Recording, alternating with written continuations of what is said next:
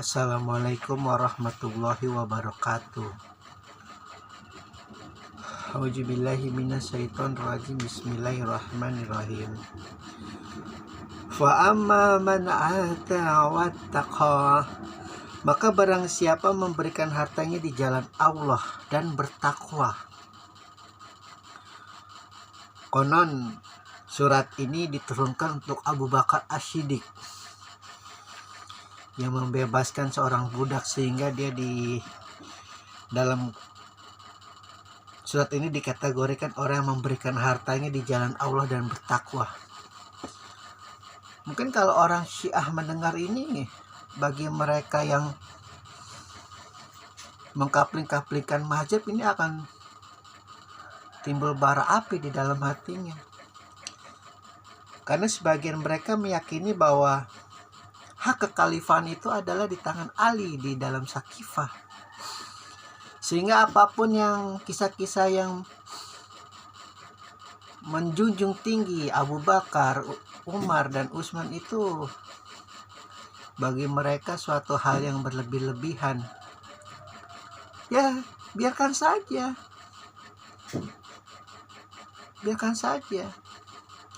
Toh memang kalau di dalam logika, di dalam rasionalitas, kalau dibilang yang memberikan harta di jalan Allah yang terbaik dan bertakwa, ya paling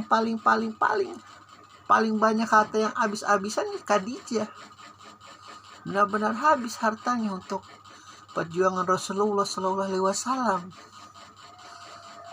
Bagaimana dia dari saudagar yang sangat kaya raya pada saat itu.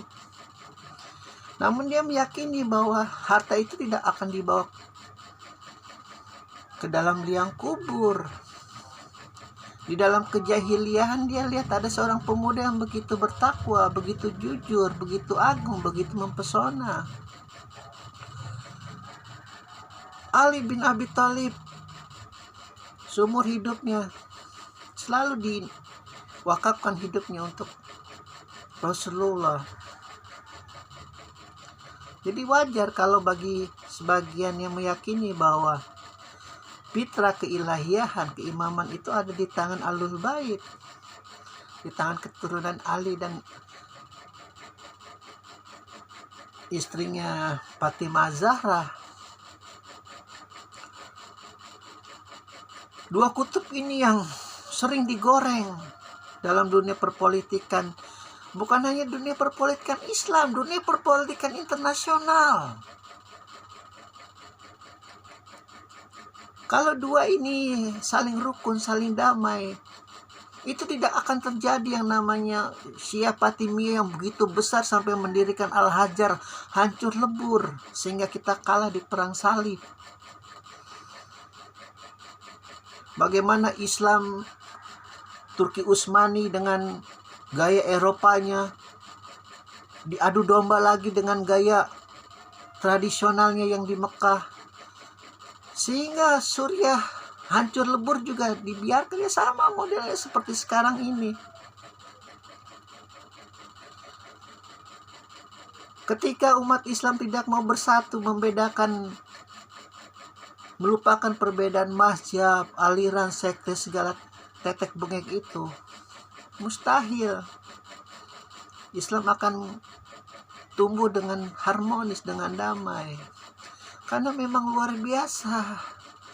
Apalagi bagi sebagian ulama-ulama, ustadz-ustadz, syekh-syekh, habaib-habaib yang mendewa-dewakan sesungguhnya bukan hak yang substansi, yaitu la ilaha illallah Muhammadur Rasulullah. Karena dia tahu ilmunya itu terbatas, ketakwanya itu terbatas, cetek. Maka yang digoreng itu adalah perbedaan-perbedaan, bukan persamaan-persamaan.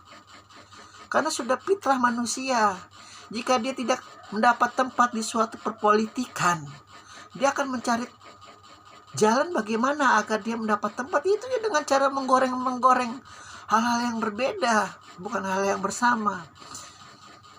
Persis seperti ketika India terbelah menjadi dua dengan Pakistan. Mahatma Gandhi menangis. Mengapa harus terpisah sih? Kita ini satu rumpun. Kita ini satu DNA. Kenapa harus berpisah? Kalau semua umat Hindu seperti engkau, Mahatma Gandhi, ya, hatinya seperti engkau, bolehlah kita bersatu. Tidak semua umat Hindu seperti engkau mengerti itu artinya persatuan. Ya, kita terpecah juga. Dan di latar belakang tetap oleh kaum penjajah, kaum yang menganggap dirinya maju. Mengapa mereka menganggap diri mereka maju? Karena apa yang mereka perbuat, apa yang mereka lakukan. Mereka sudah membuat cadangan-cadangan strategis. Jika ini gagal, kita lakukan yang ini. Itu udah sampai 1 sampai 100 langkah strategis mereka punya. Itu makanya mereka berpikir maju jadi seperti itu.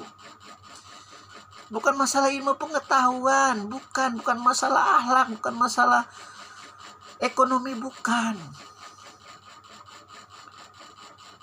Islam itu majunya luar biasa pada zaman Harun ar-Rasyid dengan berbagai macam ilmu pengetahuannya. Namun apa daya, langit berkehendak. Datang dinasti Mongol mau porak-porandakan segala sesuatunya.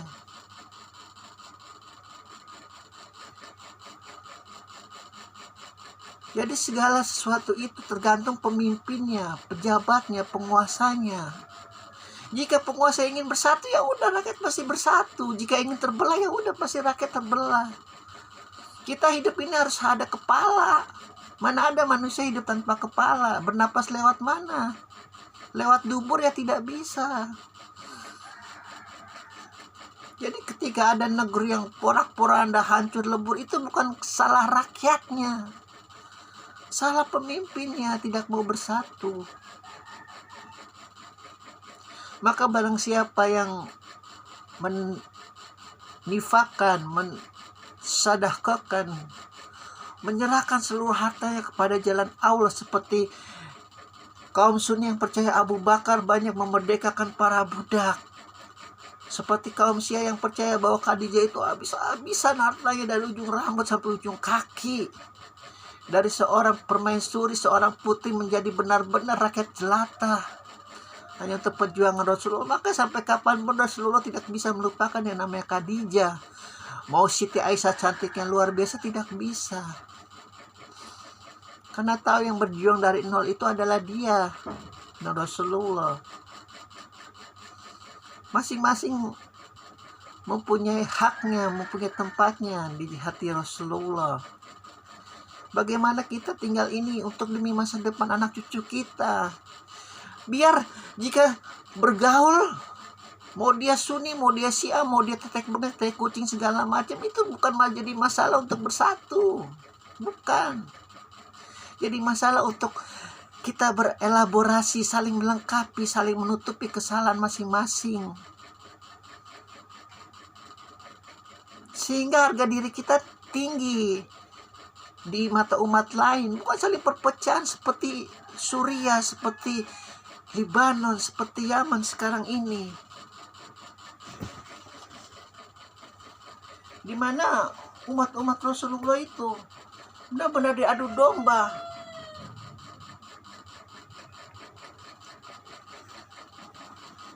Benar-benar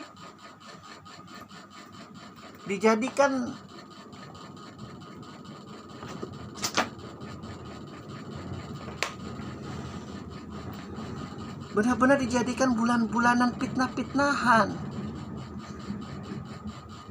Dan itu tidak mungkin terjadi jika pemimpinnya itu amanah. Pasti ada pemimpin-pemimpin itu di dalamnya yang bermain juga. Demi kekayaan, demi harta, demi jabatan, demi kekuasaan. Syukurlah ada virus corona sehingga hal itu tidak memusingkan lagi. Kita berperang melawan corona sekarang. Kalau tidak, perang udah semakin luar biasa. Teknologi peperangan sudah semakin canggih. Sungguh menyeramkan. Alhamdulillahirabbil alamin.